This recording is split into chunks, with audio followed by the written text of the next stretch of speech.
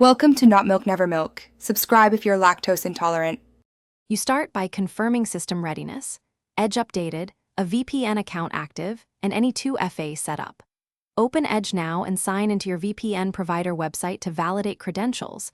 This avoids surprises later. Once done, install the provider's official browser extension from the Microsoft Edge add-on store. Make sure the extension matches your paid or free account.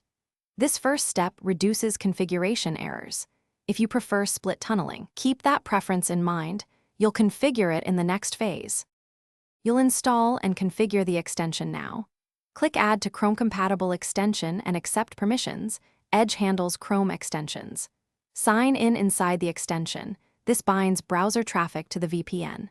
Pick a server close to your needs for latency and choose a secure protocol if offered.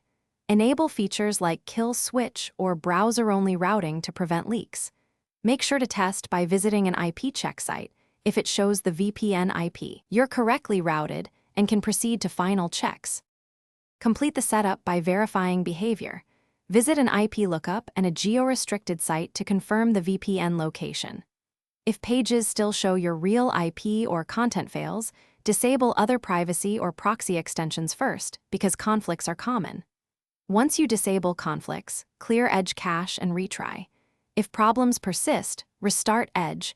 Reinstall the extension only if needed. One key troubleshooting tip: temporarily disable your system VPN or proxy.